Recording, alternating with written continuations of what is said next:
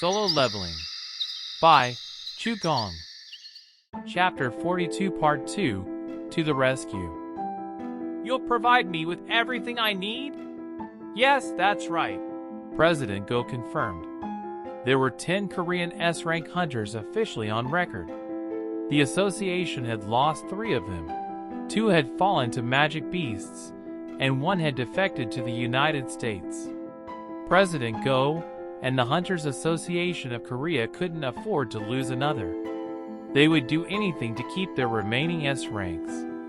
If it was another S-rank hunter, we might not go this far, but Hunter Sung was the one person President Go couldn't lose.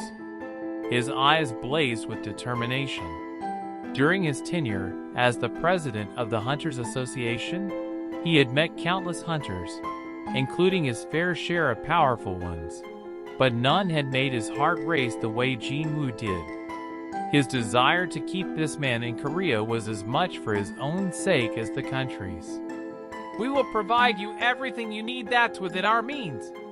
That single statement made it clear how high President Go's evaluation of Jin Woo was, and showed the veteran hunter's fierce resolution to hold on to him. Then, Jin Woo mulled things over for a bit before asking, "Can you make it so I can enter a high-rank gate on my own?" "Pardon?" The totally unexpected request caught the president by surprise. "You want us to get rid of the minimum hunter requirement for a raid?" Jin Woo nodded. The minimum quota for hunters for a raid was a standard safety protocol. The policy was meant to prevent hunters from entering dungeons willy-nilly and endangering their lives. However, did Jin Woo, a man who could defend against S-rank magic beasts with his army of minions, really require such a limitation? President Go recalled the events of the Ant Cave and haltingly asked, "Does this mean you plan to raid all the gates your guild receives permits for all by yourself?" "Yes." President Go didn't know what to say to Jin Woo's firm reply. Is this why he formed the guild in the first place? Was it all because he wanted to clear high-ranked dungeons alone? There were many strong hunters out there, but none ever considered doing raids quite like this. President Go shuddered as he reconciled the Jin Woo with whom he was sharing a polite conversation and the Jin Woo who'd pushed back the swarm of ants with his minions in the ant cave. A one-man strike squad. Those were very attractive words to President Go, as his biggest concern recently had been the large guilds gaining too much influence. Ba dump, be a dump. President Go's heart sped up again. As he settled a hand on his chest to calm the pangs, he smiled ruefully as he took in the paragon of health seated next to him. "Am I asking the impossible?" President Go shook his head. "It's not impossible." He figured it would be difficult but not impossible, at least not for Gunhee Go, president of the Hunters Association, S-rank hunter, and congressman. Since it was the one and only Jin Woo Sung making the request, there was nothing President Go wouldn't do to make it happen, no matter how complicated, if it meant the younger hunter would stay. "I'll take care of it." Jin Woo smiled at the confidence in the president's voice. Nice. That was one thorn in his side sorted. "Thank you very much." President Go returned the appreciative smile. "I say this every time, but I'm the one who should be thanking you." SKRRT. The car stopped far from the hospital entrance.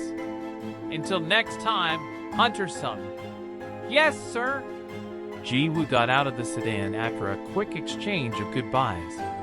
A throng of reporters had gathered in front of the hospital after receiving word that the victims had been transferred here. Taking that into consideration, Jinchul had stopped before reaching the entrance. It would have caused a stir if people spotted Jin Woo getting out of the president of the Hunters Association's car. Fame can be so inconvenient sometimes. Jin Woo shook his head and cloaked himself using stealth. In the chairman's office at Eugene Construction, Chairman Yu had fallen asleep at his spacious desk. He slowly sat up, observing the sunlight streaming through the windows. He'd felt his eyelids getting heavy right before nodding off. Secretary Kim, Chairman Yu's right-hand man, was sitting upright on the couch facing the desk. The chairman rubbed the last remnants of sleep from his eyes. I guess I dozed off. How long was I out? Secretary Kim looked down at his watch and answered, You were asleep for 23 hours and 46 minutes, sir. Chairman Yu's hand paused while rubbing his face. As per your instructions, I was waiting with the intention of taking you to the hospital if you didn't wake up in 24 hours. Was this because of that disease again? Chairman Yu dropped his hand, stunned. The eternal sleep disease. Those with the illness fell asleep anytime and anywhere, but had trouble waking up. It slowly but surely led to their death. Secretary Kim stood and approached his boss. There are two matters at hand, and those are...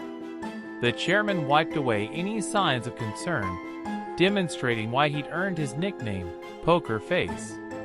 His secretary picked up the newspaper lying on the edge of the desk and politely placed it in front of the chairman. Chairman Yu quickly and curiously scanned the paper. The front page story was about a gate that had opened at a school in Seoul, resulting in the deaths of hundreds of students. Oh dear. The chairman frowned at the gruesome details of the article. How terrible. Make sure the company donates money to the school and the victims' families. Understood, sir. However, his secretary turned the newspaper to the next page, which featured a large photograph. I wanted to draw your attention to this. He pointed to a middle-aged woman in the shot. This woman, do you remember her? The photo was of the hospital where the surviving students had been admitted. Secretary Kim singled out a woman who appeared to be rushing into the building, a woman Chairman Yu happened to recognize. How? He never forgot a face, and he had seen this woman before. She was Hunter Jin Woo-sung's mother. Hunter Sung's mother is supposed to have the eternal sleep disease. Chairman Yu knew Jin was profile inside out, and as far as he knew, Jinwoo's mother was supposed to be lying in a hospital bed on life support. Yet there she was, seemingly healthy as a horse and walking around freely. It finally hit Chairman Yu what Secretary Kim had wanted to share with him. His trembling hands clutched the newspaper. Could you please look into this? Yes, sir. Thank you. Secretary Kim bowed to acknowledge Chairman Yu's gratitude. The chairman set down the paper and softly continued. You said there were two matters of importance? I did, sir. What's the other one? Chairman Yu raised his head high and made eye contact. Secretary Kim looked rather uneasy. The man had a habit of opening with good news first and ending with the bad. He dithered before resignedly admitting, Miss, you returned to Korea yesterday. And as if on cue, slam! The door to the office burst open, and a beauty with an intelligent spark in her eye entered. Jin Yu gazed upon the gaunt figure of her father with tears welling in her eyes. How long have you been like this? A camera flashed continuously as a slim woman with silky smooth black hair struck various poses. Good, very good. The pleased grin never left the photographer's face. Koshak. He looked up after one last camera flash. That's a wrap. You were great today. Soo-yoon Yu, Jinho's elder cousin and a good acquaintance of the photographer, bowed with a bright laugh. It's been a pleasure. Right back at you, Soo-yoon. Due to Soo-yoon's amiable personality, her photo shoots always had a fun and friendly vibe. Photographers initially put off by her spoiled rich girl image always sought her out again once they gave her a chance. Good work today.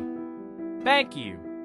Soo-yoon exchanged farewells with not only the photographer, but also each of his staff members before making her way over to her stylist, who doubled as her manager. Did Jeannie call? The stylist shook her head worriedly.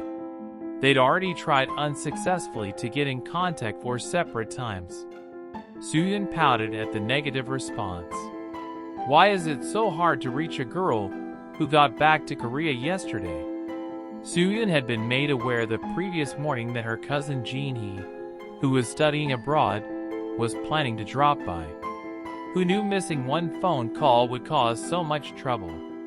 She'd been dead asleep after a nighttime photo shoot when her cousin had tried to contact her, and Jin-hee had been unreachable ever since. Did something happen to her? No, that wasn't possible. Soo-yeon dismissed the thought. Jin-hee was the eldest daughter of Myung-han-yu, the chairman of the largest corporation in Korea. The likelihood of something happening to her was about the same as an S-rank hunter meeting an untimely death in a dungeon. Can you hand me my phone? Soo-yeon decided to try one more time. To her happy surprise, the phone rang at the same moment. Is it Jin-hee? She frowned in disappointment at the caller ID. The fool. Soo-yeon hit the talk button and answered, clearly annoyed. What? Hey, sis. It was Jin-ho-yu. Soo-yeon let out a quiet sigh, knowing full well that Jin-ho only called her sis when he wanted to ask for a favor. Do you know where Jin-hee is? My sister? Why do you ask? Is she back? Soo-yeon recalled hearing that Jin-ho had been kicked out of the house for defying his father's orders to head up the Eugene Guild. He really was quite useless to her. No, never mind. What's up? She figured Jin-ho wasn't calling at this hour to invite her out for drinks. His animated voice came over the receiver. Sis, how would you like to join our guild? What gibberish was Jin-ho spouting this time? A deep wrinkle appeared on Soo-yeon's normally smooth forehead. Your guild? She repeated, nonplussed. Jin-ho's pitch was even more preposterous than his request. Wouldn't it be better for you to simply add your name to our guild and have the freedom to do whatever instead of being dragged into my dad's guild to work as some kind of mascot? Suspicious, Soo-yeon lowered her voice. Why do you need my name? We're short one person for the founding members. You're asking me to join a guild that hasn't even been established yet? Yup. Jin-ho answered cheerfully. Soo-yeon could feel a headache forming from her cousin's unwarranted positivity and confidence. More importantly, who's the third founder? Forgetting the fool and his ridiculous request, she was more concerned about who would want to form a guild with said fool. You sure you're not getting scammed? Who else would think to establish a guild with an inexperienced D-rank hunter except a con man? Jin-ho's response caught Soo-yeon off guard. Ha! She could hear the smirk forming on his face by how relaxed his voice sounded.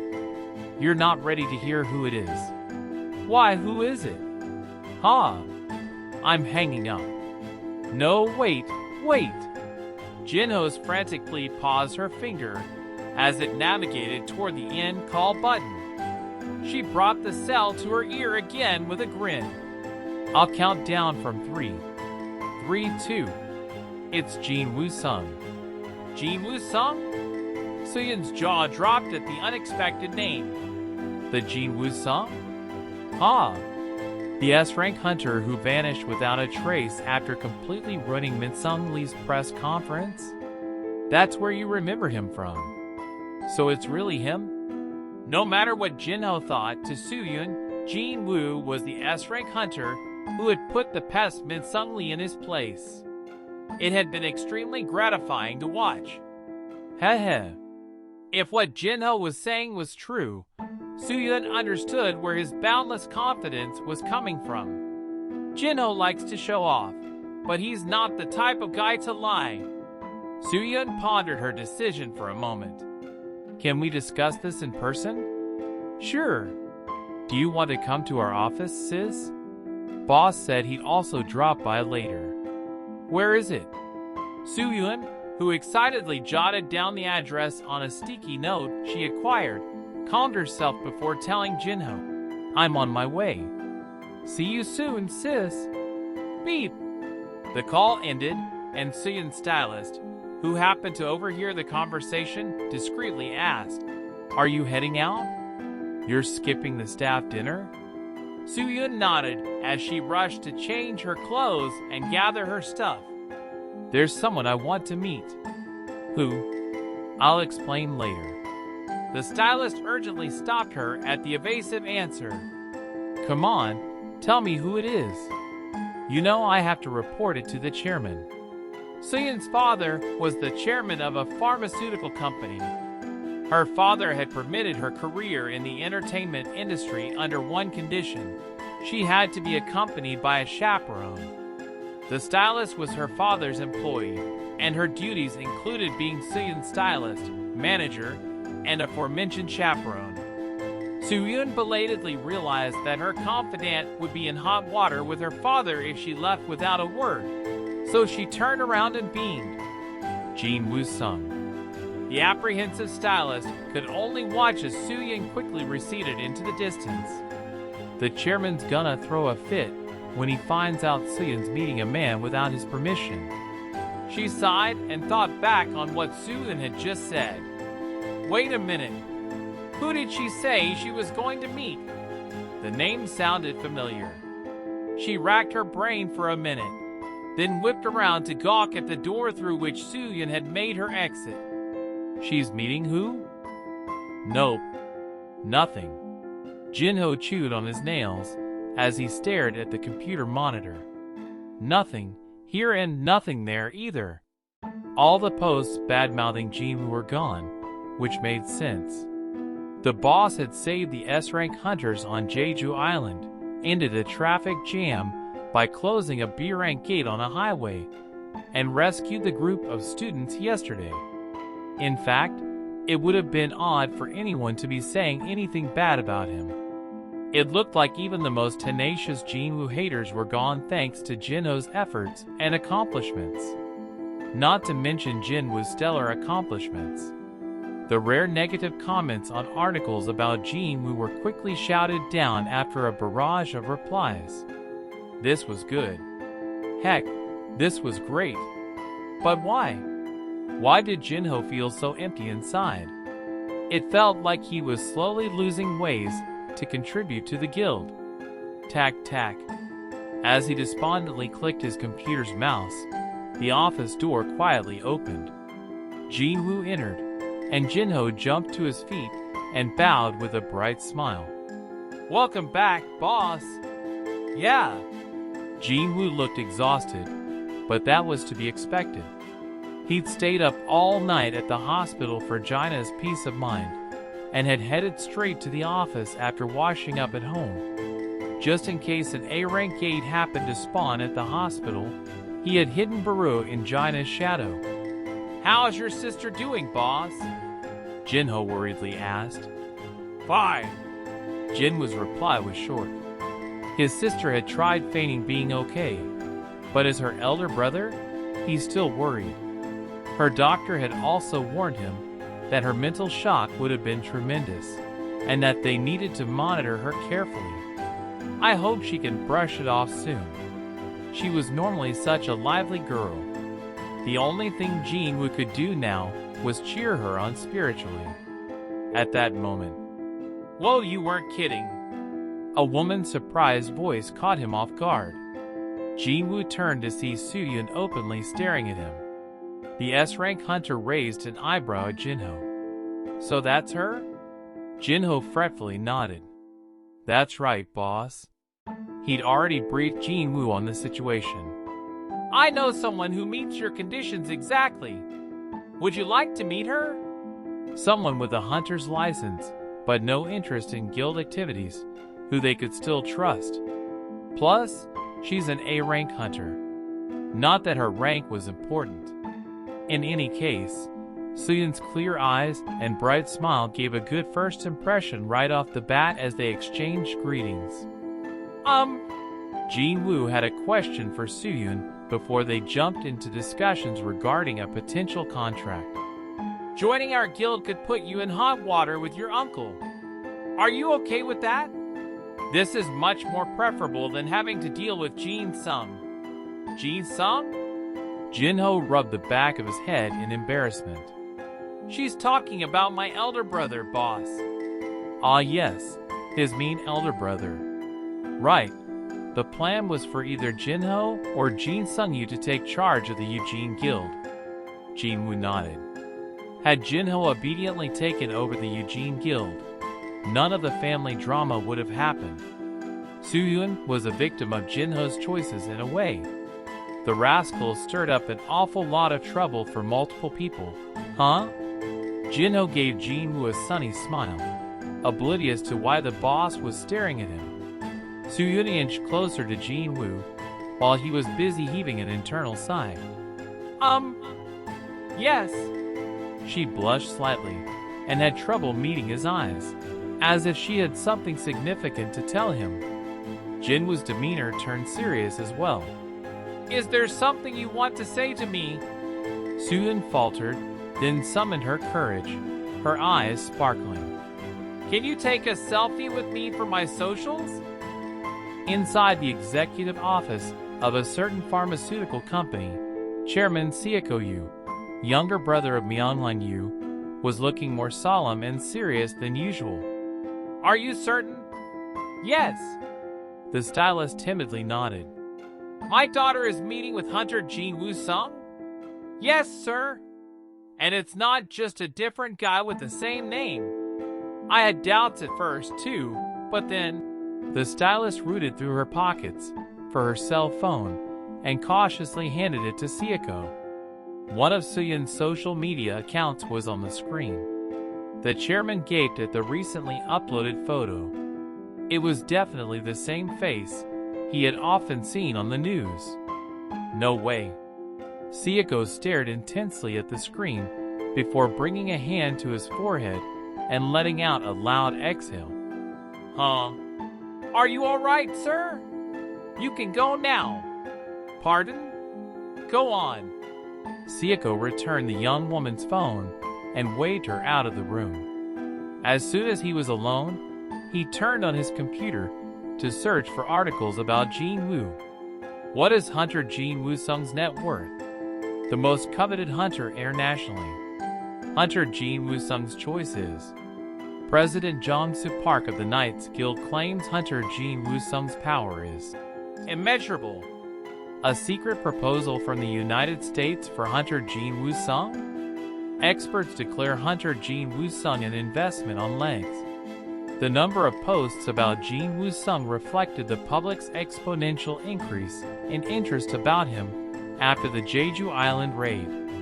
Seiko marveled at every article he read. Whoa! I see. After about 2 hours of focused reading, he leaned back in his chair to rest his strained eyes. His forehead had gotten sweaty from intense concentration, so he dabbed at it with a handkerchief.